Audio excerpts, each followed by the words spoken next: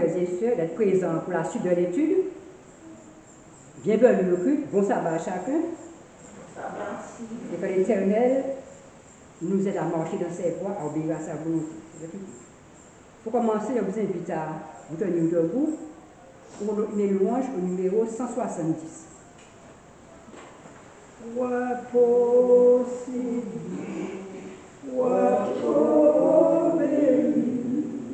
Consacré par le Créateur, au sabbat, au don infini, tu conduis à la paix du cœur.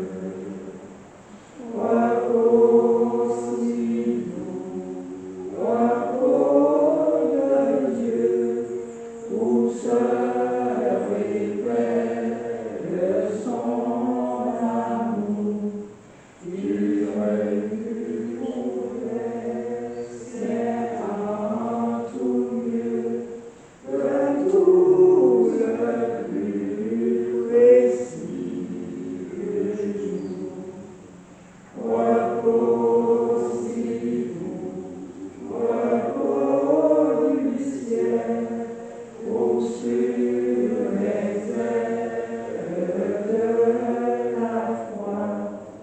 Mon harmonie, l'âge éternel, s'élance à lèvres vers son roi. Sabbat béni, bonheur divin, consacré par le Créateur, tu restes sur notre chemin, la joie et le repos du cœur. Ouvrons nos Bibles dans le livre Apocalypse 13, verset 11. Puis, je vis monter de la terre une autre bête qui avait deux cornes semblables à celles d'un agneau et qui parlait comme un dragon. Amen. Chers frères et sœurs, chers amis, je suis heureux qu'en ce jour, nous sommes réunis pour partager la parole de Dieu. Et du fond du cœur joyeux, je vous dis bienvenue. Nous vivons une époque très difficile. Beaucoup d'hommes et de femmes disent il n'y a pas de Dieu. Je ne crois pas en Dieu. Je crois à la science. Beaucoup de gens sur cette terre disent cela. Le titre de notre étude ce matin est la bête qui avait deux cornes semblables à celle d'un agneau et qui parlait comme un dragon. Mais beaucoup de gens disent qu'il n'y a pas de Dieu. Je ne crois pas. S'il y avait un Dieu, il n'y aurait pas eu tant de crimes, tant de misère sur cette terre. Mais Dieu nous a tous créés sur la terre. Qui a créé le ciel? Qui a créé la terre? Beaucoup disent, ah, ce qui m'intéresse, c'est avoir une bonne situation, c'est avoir de l'argent, c'est avoir tout les nécessaires pour vivre heureux. Mais ils oublient quelque chose. L'homme est comme la poussière de la terre. et ses jours sont comptés. Nous pouvons avoir 1000 et 1000 choses sur la terre, mais un jour, nous quitterons tout ce que nous avons possédé, tous les biens matériels. Pourquoi dès maintenant ne pas consacrer à notre Dieu, créateur des cieux et de la terre, afin de bénéficier une nouvelle vie, la vie éternelle. Nous sommes des créatures de Dieu. Il nous a tous créés. Mais qui sont vraiment les enfants de Dieu? Il nous a tous créés, mais qui sont vraiment les enfants de Dieu? Dieu a des enfants sur la terre. Comment? Ce sont des alignés spirituels qui possèdent une identité spirituelle, je dis bien, avant leur naissance. Je répète, ce sont les enfants de Dieu, ce sont des alignés spirituels qui possèdent une identité spirituelle avant leur naissance. Ils sont nés, les enfants de Dieu, ils sont nés spirituels, prédestinés, invisibles, universels, dispersés parmi toutes les nations. Ils sont haïssables dans le monde et détestés. Si un enfant de Dieu me dit que je suis aimé partout, partout où je passe, je suis aimé, nous pouvons poser une grande question. Si je suis enfant de Dieu, je suis aimé partout, il faut que je me pose des questions. C'est l'Église de Dieu. Les enfants de Dieu sont l'Église de Dieu. L'Église de Dieu sur la terre. Quelle est leur mission? Les enfants de Dieu ont une mission. Quelle est leur mission? Leur mission, c'est donner de l'avertissement au monde à feu et à sang. Oui, le monde à l'heure actuelle est à feu et à sang. Les enfants de Dieu, leurs noms sont inscrits dans le livre de vie de l'agneau qui ôte le péché du monde. Les enfants de Dieu gardent les commandements de Dieu. Ils ont la foi du Fils de Dieu, Jésus-Christ, et aussi ils ont le témoignage de Jésus-Christ. La question qu'on se pose ce matin, où se trouve leur temple, ou leur église, ou leur bâtiment? Souvent, on dit que ce temple-là, ce bâtiment-là, c'est les enfants de Dieu qui sont là. Ce sont les enfants de Dieu qui habitent là, ou du moins qui prient là. Leur temple, c'est leur cœur. Leur cœur, c'est la maison de Dieu. L'Église, c'est chaque enfant de Dieu. Il faut que nous apprenions ceci et à mettre en tête que l'Église, c'est chaque enfant de Dieu. L'Église n'est pas le bâtiment. Notre Dieu, notre Créateur, ne se trouve pas dans des édifices, des cathédrales, ni dans des temples faits de main d'homme, ni dans des milieux où le discrédit est jeté sur son nom, ni dans le christianisme traditionnel, ou du moins, je dis, postmoderne.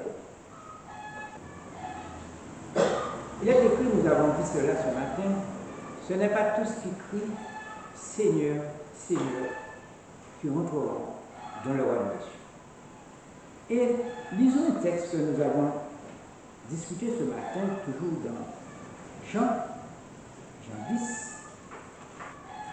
Jean 10 et le verset 27 à 29. Il est écrit: mes brebis entendent ma voix, je les connais, et elles me suivent. Je leur donne la vie éternelle, et elles ne périront jamais.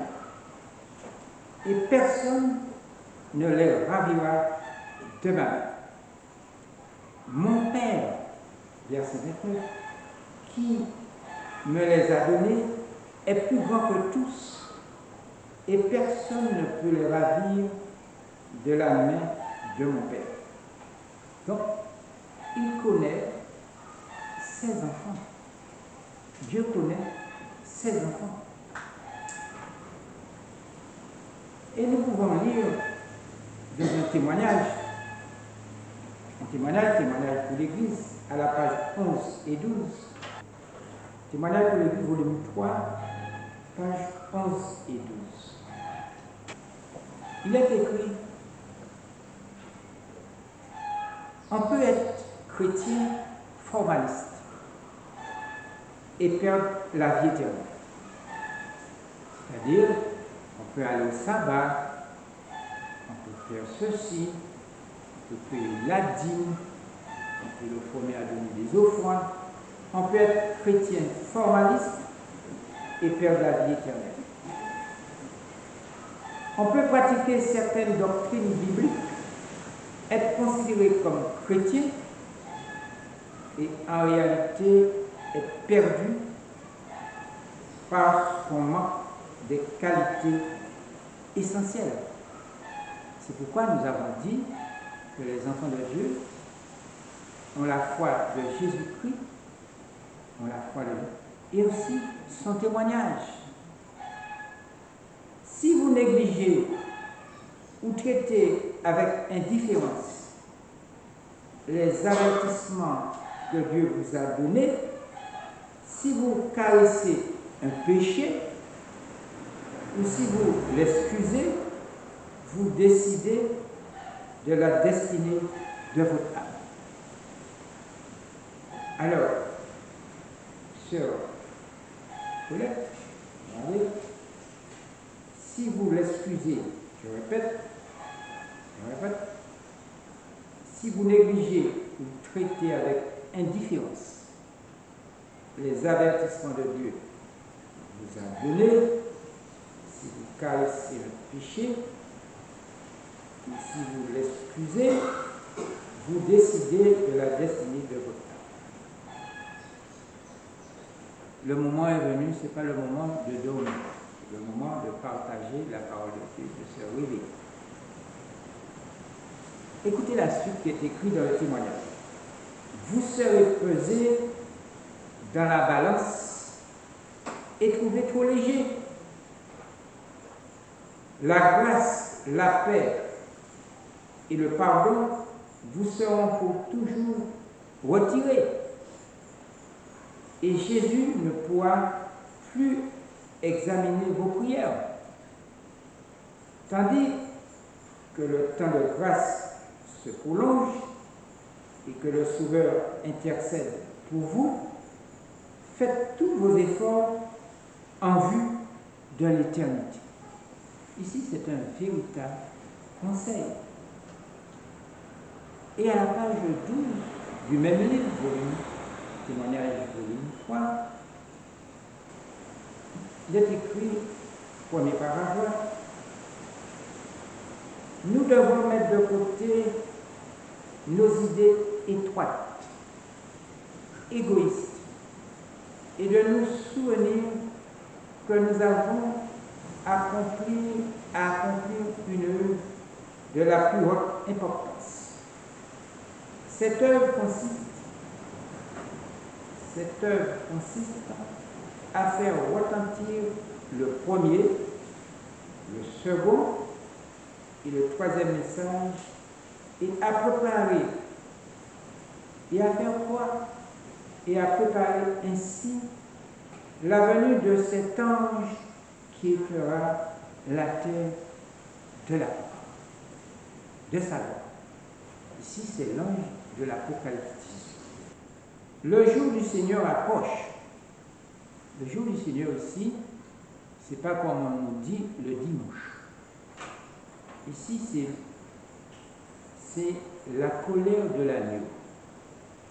Le jour du Seigneur approche furtivement, et ceux qu'on appelle de grands hommes, les sages de ce monde, ne discernent pas les signes de la venue du Christ ou de la fin du monde. L'iniquité abonde et l'amour de plus grand nombre se refroidit. Et si on continue, des milliers que dis-je, des millions de gens doivent se décider aujourd'hui pour la vie ou la mort éternelle. Celui qui est entièrement absorbé par ses affaires, qui trouve son plaisir à la table de jeu, un enfant de Dieu ne doit pas jouer au jeu de hasard. Il faut se contenter de ce que Dieu nous donne. On ne doit pas jouer au jeu, aux chevaux, etc., au loto. Il est écrit à la table de jeu qui aime satisfaire un appétit dépavé. Il faut savoir ce qu'on met dans sa bouche aujourd'hui, ce qu'on met dans la bouche. Qui fréquente le théâtre, aussi le cinéma et les salles de danse, met en jeu sa destinée éternelle. On ne peut pas se déclarer enfant de Dieu et on se trouve dans des milieux qui ont de la musique sale. Pour lui, tout se résume en ceci. Que mangerons-nous? Que boirons-nous? Et c'est la question qu'on va étudier ce matin. Nous allons partager ensemble. Que mangerons-nous? Que boirons-nous? De quoi serons-nous vêtus? C'est cette question que nous allons poser d'ici quelque temps, chacun de nous individuellement. Il ne fait pas partie de la cohorte qui se dirige vers le ciel. À partir de ce moment qu'on se pose ces questions, on n'est pas ces soldats qui luttent pour marcher vers le ciel. Conduits par le grand apostat, c'est-à-dire l'ennemi de nos âmes, Satan, ils subiront le même sort. Le même sort ici, c'est le feu de la haine, la mort éternelle. Nous allons développer notre sujet. Reprenons notre Bible dans Apocalypse 13, verset 11. Apocalypse 13, le verset 11. Il est écrit: Puis je vis monter de la terre une autre bête qui avait 2 cornes, semblable à celle d'un agneau, et qui parlait comme un dragon. Ensemble, vous et moi, cherchons à découvrir le secret de cette bête à 2 cornes, semblable à celle d'un agneau et qui parlait comme un dragon. Un agneau à 2 cornes qui parlait comme un dragon. Que signifient toutes ces paroles, cette phrase? C'est une prophétie de la fin des temps. C'est une prophétie qui nous concerne, parce que nous sommes arrivés au terme de l'histoire du monde. C'est une prophétie importante et vitale. Cette bête est un royaume ou une puissance, un empire. Ces 2 cornes n'ont pas de couronne, mais elle est dirigée par sa tête. Cette bête est porte-parole de qui? Cette bête a 2 cornes qui ressemble à un agneau et qui parle comme un dragon, est porte-parole de qui? Elle est porte-parole de Satan, appelé le diable, le serpent ancien. Savez-vous, vous et moi, savons-nous, cette bête menacera notre liberté. Parce que la liberté joue un rôle très important dans la vie de l'homme. Nous sommes issus de l'esclavage et nous connaissons la plupart de nous, comment nos pères et nos mères ont combattu pour avoir la liberté. Malgré qu'elle représente un agneau, en général un agneau est doux, vous pouvez passer la main sur sa tête. Cette bête est un tyran. Elle transformera notre dignité humaine et prendra possession du monde. Et c'est ce qui nous attend.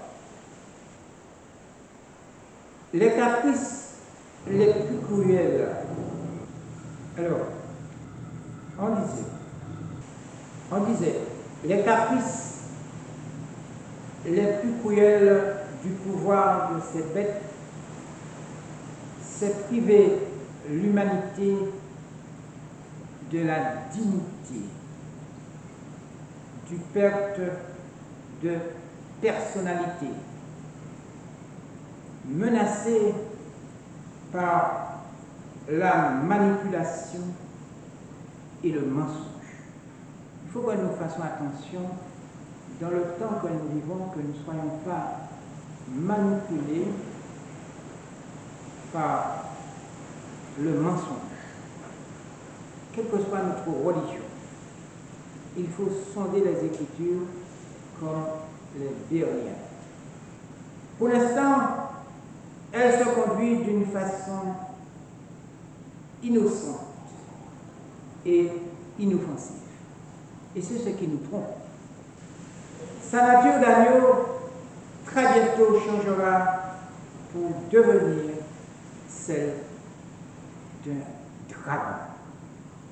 Elle est l'ennemi de la liberté, c'est-à-dire votre ennemi et mon ennemi. Cet agneau qui parlait comme un dragon est oppressive et persécutrice. Reprenons notre Bible dans l'Apocalypse 13 et le verset 13. Il est écrit: elle opérait de grands prodiges, même jusqu'à faire descendre du feu du ciel sur la terre à la vue des hommes. Alors, que signifie cette prophétie? Le verset 13: elle opérait de grands prodiges, même jusqu'à faire descendre du feu du ciel sur la terre à la vue des hommes. Vous et moi, nous sommes plongés dans un conflit dévastateur, désastreux et d'immoralité, des jours compliqués et difficiles. Je m'explique. Cela veut dire, celui-là, c'est pas moi, c'est lui. C'est lui, c'est pas moi. L'un enverra la balle pour l'autre. Vous et moi, pour notre avenir, accepterons-nous d'appartenir d'une bête à deux cornes et qui parlait comme un dragon? Et si je mets cela au présent de l'indicatif, et qui parle comme un dragon, serons-nous laissés emporter et séduire en pensant que cette bête est un sauveur et l'espoir de l'humanité, qui veut dire qu'il va nous apporter le boire, le manger, le travail, la sécurité sociale, le bien? Serons-nous laissés emporter et séduits par cette bête? Et voilà ma question. Où en sommes-nous aujourd'hui? Où en sommes-nous? Chers amis, chers frères et sœurs, la crise qui se développe actuellement et rapidement nous éprouvera face à la bête. Il faudrait que nous mettions ceci en mémoire. Pourquoi? Son caractère changera de celui de l'agneau à celui du dragon. L'oppression et la persécution réapparaîtront. Nous le savons que nos pères ont traversé de grandes persécutions. Et au Moyen-Âge, il y avait aussi de très grandes persécutions. Mais la persécution réapparaîtra. Son pouvoir terrible et croissant est clairement visible. C'est-à-dire, je m'explique, en ce moment, il faut veiller et prier. Ne dormons pas, restons éveillés, et non seulement éveillés, mais veillés et prier. Le déclin moral du monde, des difficultés, des épreuves, des fardeaux, de la souffrance dans une humanité de plus en plus désespérée et hostile. Les déroulements des événements bouleversants se sont sentis à nos yeux, ou du moins sous nos yeux. C'est exactement ce que nous croyons, mais nous ne comprenons pas. Prenons encore la Bible dans le même livre, Apocalypse 13, 12 à 13. Il est écrit dans l'Apocalypse 13, 12 à 13, elle exerçait toute l'autorité de la première bête en sa présence, et elle faisait que la terre et ses habitants adoraient la première bête dont la blessure mortelle avait été guérie. Elle opérait de grands prodiges, même jusqu'à faire descendre du feu du ciel sur la terre, à la vue des hommes. Que signifient toutes ces paroles? Et encore, lisons ce que Pierre nous dit, 2 Pierre 3. 2 Pierre 3 et le verset 17. Pierre, ici, notre frère, nous donne un véritable conseil. Vous donc, bien-aimés, qui êtes avertis, mettez-vous sur vos gardes, de peur qu'entraînés par l'égarement des impies, vous ne veniez à déchoir de votre fermeté. Voyez-vous, l'apôtre Pierre a de l'amour pour nous. Et aussi, on dirait qu'il souffre pour nous si on rentre dans son sentiment. Vous donc, bien-aimés, qui êtes avertis, mettez-vous sur vos gardes. Parce qu'un homme averti en vaut Dieu à la fois. La bête a deux cornes semblables à celle de l'agneau et qui parlait comme un dragon. Elle fera adorer l'image de la bête, dont la blessure mortelle a été guérie le 11 février 1929 à Rome. Et vous savez, l'image de la bête, c'est le dimanche. Cela exigera le dimanche à la place de l'observation du véritable sabbat que Dieu a béni et sanctifié. Cela semble impossible. Cela veut dire que même, ça ne va pas se faire. Nous sommes dans la démocratie. Nous sommes protégés par la République. C'est impossible. Mais il est écrit dans la Bible, la parole de Dieu, créateur des cieux et de la terre, que cela arrivera. Nous devons faire confiance, non pas aux hommes, mais ce qui est écrit de la part de notre Créateur des cieux et de la terre. Nous verrons très bientôt l'ascension incontestée d'un gouvernement mondial qui s'étendra sur toute la terre. C'est pour cette raison qu'il faut veiller et prier.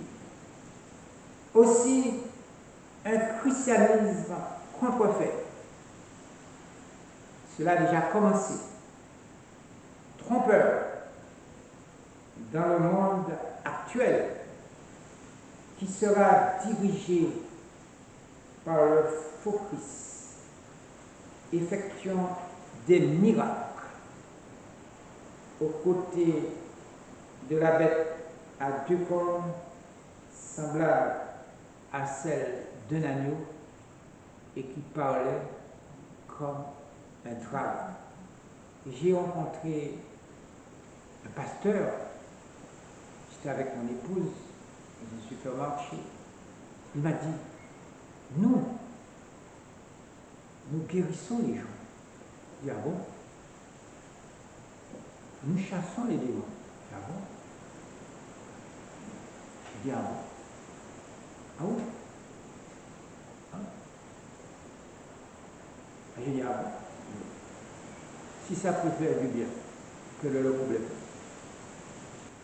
Il faut faire attention à ceux à l'heure actuelle qui chassent les démons. Soi-disant des chasseurs de démons et qui guérissent des maladies. Alors je reprends un christianisme contrefait, trompeur dans le monde présent ou actuel, qui sera dirigé par qui? Le faux Christ, effectuant des miracles aux côtés de la bête à deux cornes semblables à celles d'un agneau et qui parlait comme un dragon. Ces miracles, écoutez bien ceci, ces miracles destinés à séduire le monde. Beaucoup de gens aiment les miracles. Ils aiment voir la magie. Ils aiment être séduits. Des miracles destinés à séduire le monde, à convaincre des personnes contre leur conscience. C'est-à-dire que nous avons la conscience et le subconscient. Et quand on entre dans le subconscient, d'ailleurs c'est ce que font beaucoup de religions actuelles, et en entrant dans le subconscient de la personne, vous pouvez blesser toutes les plaies, toutes les poubelles, tout ce qu'elle a. Le subconscient, c'est une poubelle. Tout ce qui est enraciné, fermenté dans le subconscient, réveillé, ça fait du mal. Et quand je continue, et d'entraîner le monde dans une religion trompeuse, un système religieux universel, et ce qui attend beaucoup de soi-disant chrétiens qui n'étudient pas la parole de Dieu. C'est une situation très dangereuse. Lisons Matthieu 24. Matthieu 24 dit ceci, 23 à 26. Si quelqu'un vous dit, alors le Christ est ici ou il est là, ne le croyez pas. Car il s'élèvera de faux Christ et de faux prophètes. Et je peux le remplacer, parce que nous l'avons étudié ce matin, de faux pasteurs. À partir du moment que vous prêchez, vous dites des choses. Vous êtes soit pasteur, vous êtes un faux ou un vrai. Moi, je ne suis pas pasteur.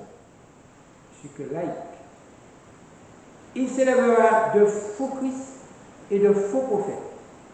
Ils feront de grands prodiges et des miracles au point de séduire, s'il était possible, même les élus. Verset 25. Voici, je vous l'ai annoncé d'avance. Ici, c'est un avertissement. Si donc on vous dit, voici, il est dans le désert, n'y allez pas. Voici, il est dans les champs, ne le croyez pas. Nous sommes, du moins nous vivons au milieu de toute confusion, du moins de confusion actuelle. C'est-à-dire qu'on ne sait pas où y aller, où y mettre les pieds. Le désastre économique s'aggrave.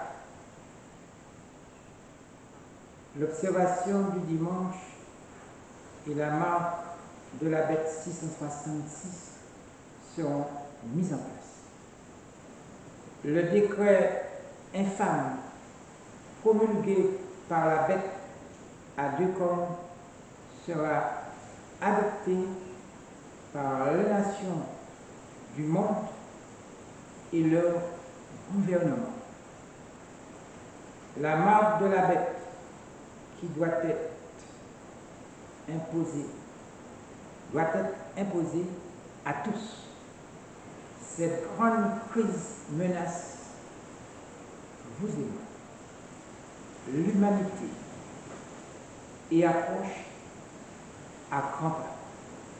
C'est pour cette raison que nous devons être quoi? Comment ici c'est un complément de circonstance de manière. Comment? devons être réveillés. Réveillés. Cette crise est inimaginable, indescriptible. C'est une mystification mondiale, une adoration de forme ecclésiastique sera mise en place à l'échelle internationale. D'ailleurs, ça commence doucement et sûrement. Ça commence par le Conseil mondial écuménique des églises. Il y a ceux qui disent, avec toute sorte d'hypocrisie, nous sommes observateurs, nous sommes ceci, nous ne sommes pas dedans. Oh, non, il ne faut pas rejeter nos frères, ce sont des sœurs.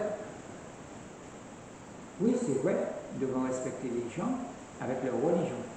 Nous ne devons pas faire de la politique religieuse. Ça, c'est vrai.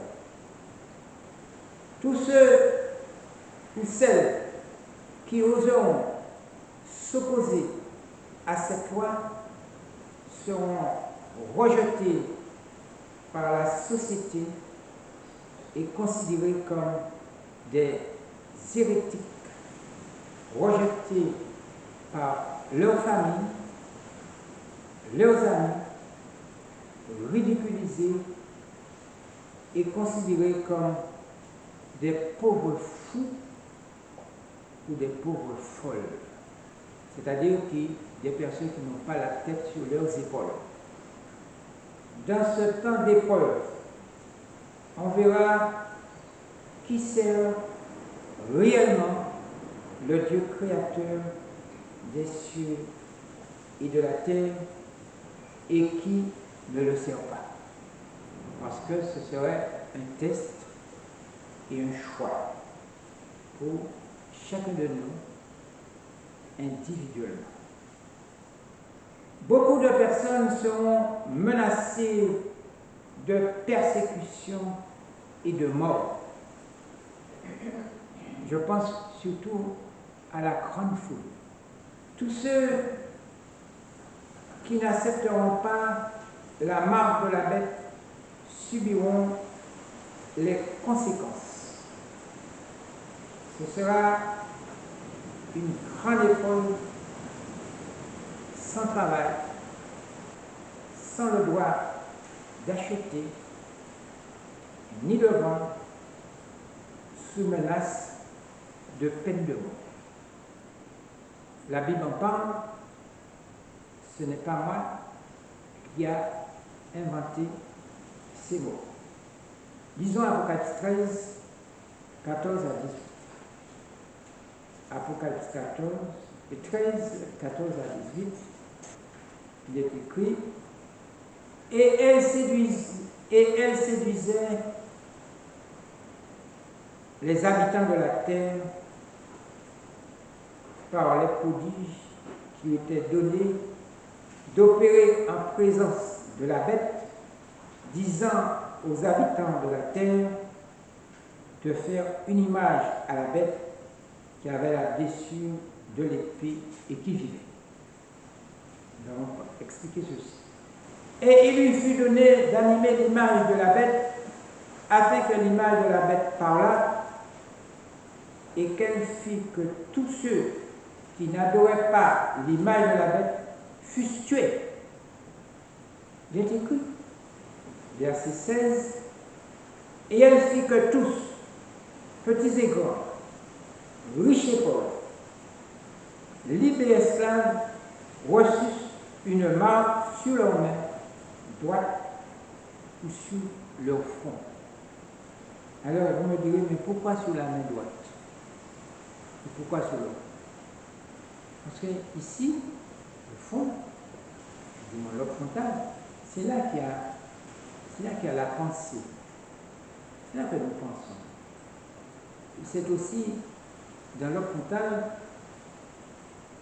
que l'Esprit de Dieu nous permet de réfléchir.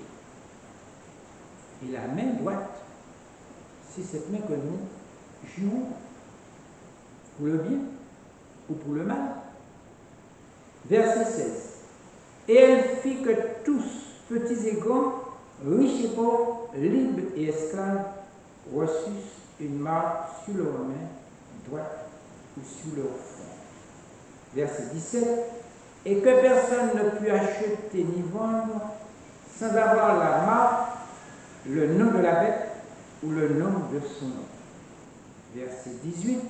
C'est ici la sagesse que celui qui a de l'intelligence calcule le nombre de la bête, car c'est un nombre d'hommes et son nombre est 666. Ouais, il est dit que celui qui a, c'est ici la sagesse que celui qui a de l'intelligence calcule le nombre de la bête, car c'est un nombre d'hommes. Chers amis, chères sœurs et frères, vous et moi, que ferions-nous quand nous serons forcés d'accepter la marque de la bête 666? Que ferions-nous? Est-ce qu'il faut tomber dans le piège de Satan, appelé le tien, le serpent ancien, ou dans cette source de supercherie satanique, ce système qui appartient à la bête lui-même? Écoutez bien ceci.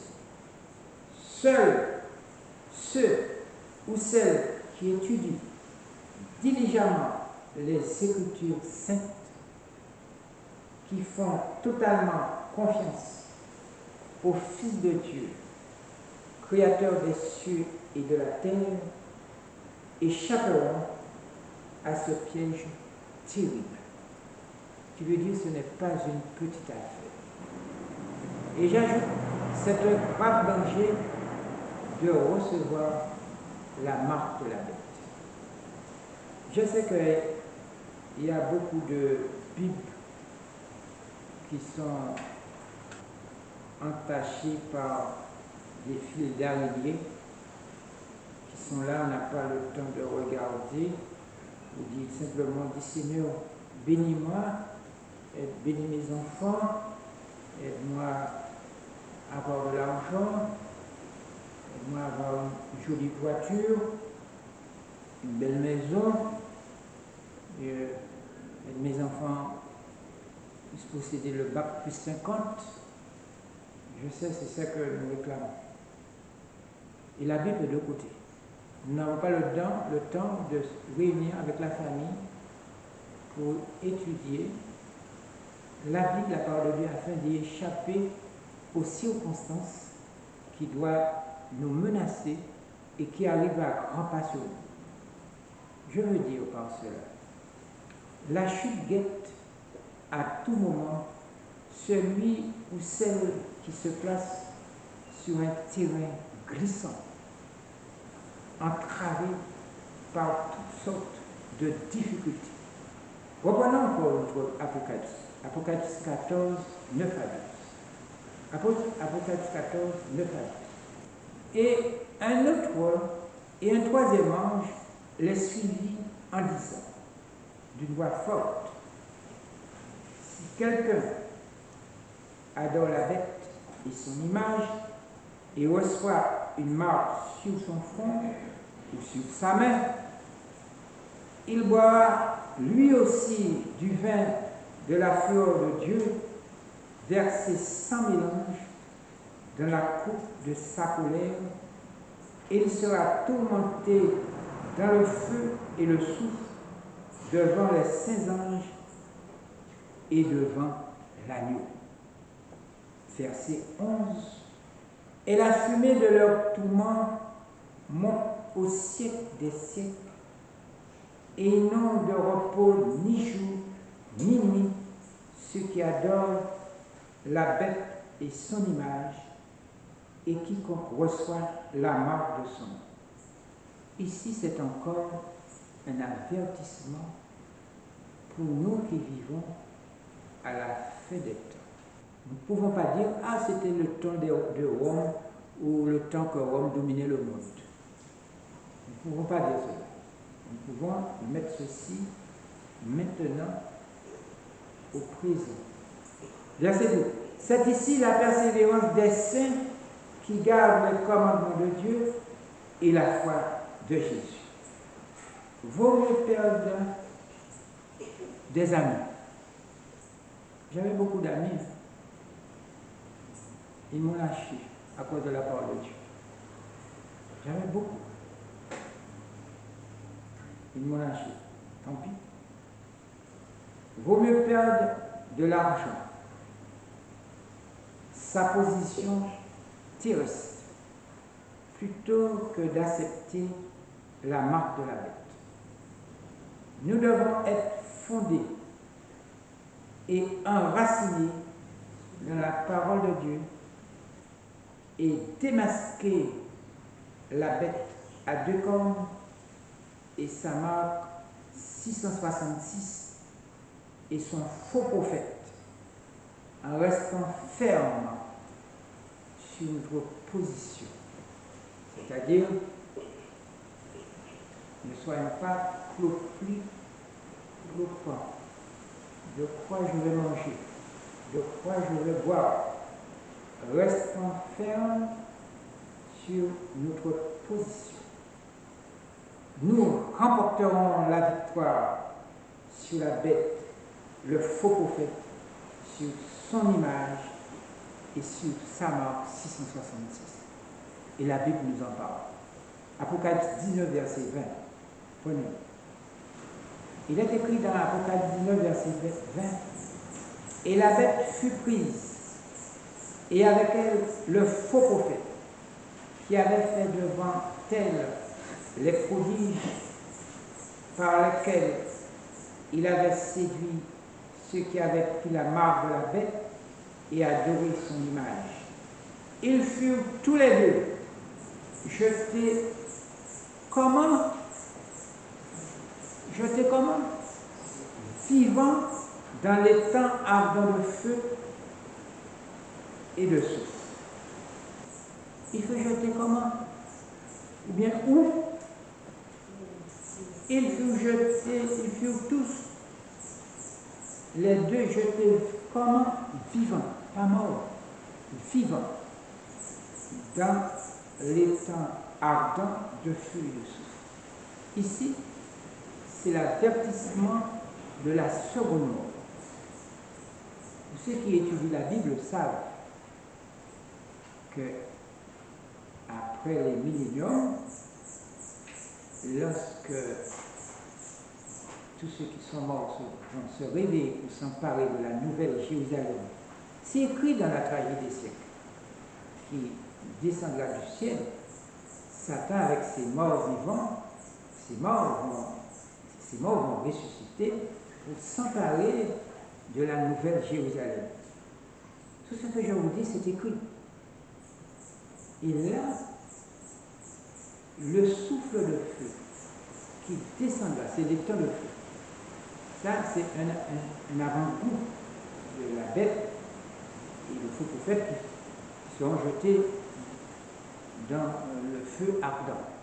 Mais là, ce feu ardent tomberont sur cette population qui se leveront pour s'emparer de la nouvelle Jérusalem. Lisez ceci dans la tragédie des siècles. J'oublie la page. Mais c'est écrit. Chers amis, chers frères et sœurs, il faut se préparer pour le royaume de Dieu.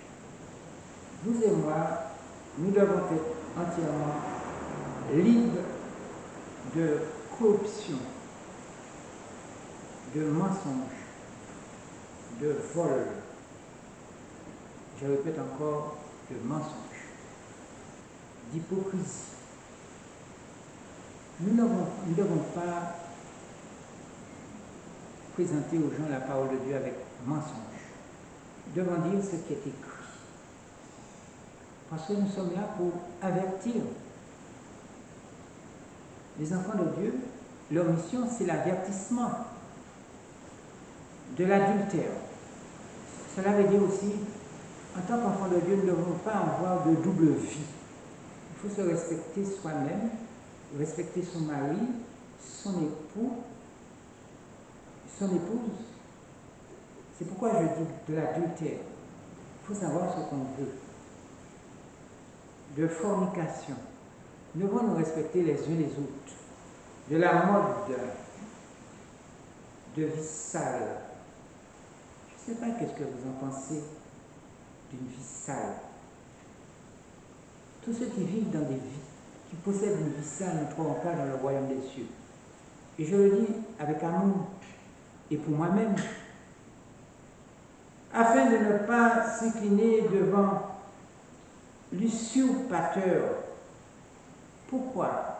Il va dire, mais tu es à moi, mais regarde ta vie et ton histoire. Tu m'appartiens. Non plus sous sa bannière, ni nous aligner avec lui, ni céder aux pressions, aux menaces par sa fausseté pour sauver notre vie. Parce que beaucoup diront, qu'est-ce que je vais voir? Comment je vais payer l'électricité? Comment je vais payer l'eau? Comment je vais faire pour envoyer les enfants à l'école? Comment je vais faire pour mettre de l'essence dans ma voiture? Beaucoup vont essayer de sauver leur vie. Mais une vie comment? Dire que je pose toutes questions, question de manière, question de circonstances, mais comment? Une vie éphémère. Une vie éphémère. Prenons encore la Bible, Apocalypse 3, 10 à 11. Apocalypse 3, 10 à 11. Apocalypse 3, 10 à 11. Il est écrit, parce que tu as gardé la parole de la persévérance en moi, je te garderai aussi à l'heure de la tentation qui va venir sur le monde pour éprouver les habitants de la terre. Je viens bientôt. Retiens ce que tu as, afin que personne ne prenne ta couronne. Que personne, les voleurs, nous avons étudié la brebis, les brebis ce matin, et le voleur de brebis. Que personne, aucun voleur ne prenne pas notre couronne. Et dans Daniel 12, et le verset 1. Lisons attentivement ce verset. Parce qu'on ne peut pas dissocier Daniel et l'Apocalypse. Verset 1. En ce temps-là, se lèvera Michael, le grand chef, le défenseur des enfants de ton peuple. Et ce sera une époque de détresse, telle qu'il n'y en a point eu de semblable depuis que les nations existent jusqu'à cette époque. En ce temps-là, ceux de ton peuple qui seront trouvés inscrits où?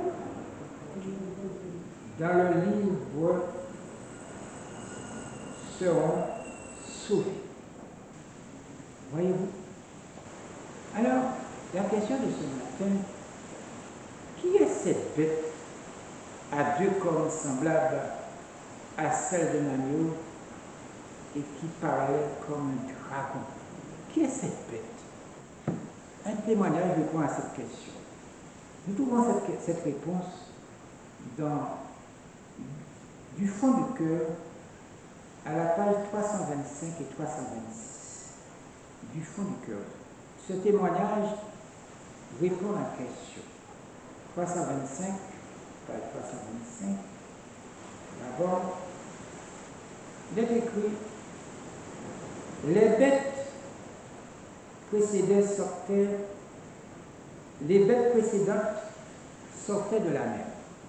La mer ici, dans la parole de Dieu, signifie les nations, les foules, les bêtes, c'est-à-dire le royaume de Nebuchadnezzar, Alexandre le Grand, Mais cette bête, les bêtes précédentes sortaient de la mer, alors que celle-ci vint de la terre, symbolise une nation qui s'élevait pacifiquement,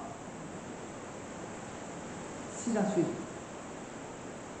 Les deux cornes d'agneau représentaient les deux principes fondamentaux du gouvernement des États-Unis, république et protestantisme, qui sont le secret de la prospérité de cette nation. Ce n'est pas moi qui le dis, mais c'est écrit. Les pères pèlerins qui s'installèrent en Amérique, libérés du catholicisme et de monarchie, décidèrent de baser leur gouvernement sur la liberté civile et religieuse. Alors cette bête, c'est qui? Les États-Unis d'Amérique. Alors, les deux cornes représentaient les deux principes fondamentaux du gouvernement des États-Unis, république et protestantisme. Parce que nous savons que c'est le protestantisme qui va réclamer la loi du dimanche. Et encore, on pourrait lire encore à la page 326, qu'est-ce que 326 dit? Les décrit à la page 326, le petit groupe qui n'a pas renié son allégeance à Dieu se démarque radicalement du monde. Il n'est pas dit ici grand groupe, petit groupe, qui n'a pas renié son allégeance à Dieu se démarque radicalement du monde. Le message du troisième ange contient la mise en garde la plus solennelle jamais adressée aux hommes. Le péché qui provoque le courroux de Dieu sans miséricorde possible doit être le plus abominable. Le monde n'est pourtant pas abandonné dans l'obscurité. Écoutez bien la phrase suivante. Avant que le jugement tombe sur la terre, le monde doit être averti de son péché afin que chacun ait l'occasion d'échapper à ce jugement. Cet avertissement est le dernier qui doit être proclamé avant la venue du Fils de l'homme. Les signes des temps démontrent que son retour est proche. Le temps est venu pour ceux qui veulent sauver leur âme de se demander ce qu'est le sceau de Dieu. Quoi? Le sabbat? Le sabbat ne sauve pas. Le sabbat ne sauve pas. Oui, il faut accompagner le sabbat. Mais le vrai sceau de Dieu, c'est un ange qui passe et qui vous scelle. Le sabbat, tout le monde va au sabbat. Parfois on m'avise pour faire voir que j'ai une belle robe, j'ai une grosse voiture, je suis directeur de tout le monde va au sabbat. Le sabbat ne sauve pas la cœur. C'est l'ange, le scellement, le sceau de Dieu, c'est le scellement de l'ange qui passe et qui passe dans le foyer, pas dans le bâtiment. Chez l'individu, chez la personne qui scelle. Et si les autres anges, les autres anges qui sont chargés de détruire, alors donc s'ils passent et puis ils ne voient pas le sceau, sauf les anges qui sont capables de voir ce sceau, de remarquer. L'homme ne peut pas voir ça. C'est invisible. Alors, le temps est venu pour ceux qui veulent sauver leur âme de se demander ce qu'est le sceau de Dieu. C'est une bonne question. Parce que beaucoup de gens sont manipulés par la religion en disant le sceau de Dieu, alors que c'est le sabbat. Il suffit d'aller au sabbat, tu vas être sauvé. Ce qu'est la marque de la bête et comment ne pas le recevoir. Chers amis, chers frères et sœurs, ce que je voulais dire aujourd'hui, le royaume de Dieu ouvre toute grande sa porte de secours et de la miséricorde pour vous et moi. Sortons dans la misérable condition que nous vivons et entrons dans un état de félicité, de victoire.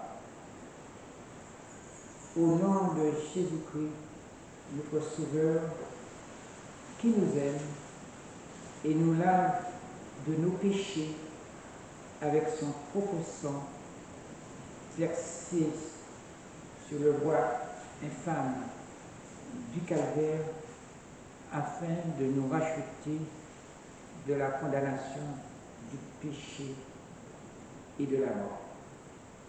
Il n'est pas trop tard pour vous et moi de rechercher le pardon, ni trop tard pour vous et moi confesser nos péchés auprès de notre Sauveur Jésus-Christ, afin de remporter la victoire sur la bête, sur son image et sur sa marque. C'est ma prière pour vous et pour moi-même.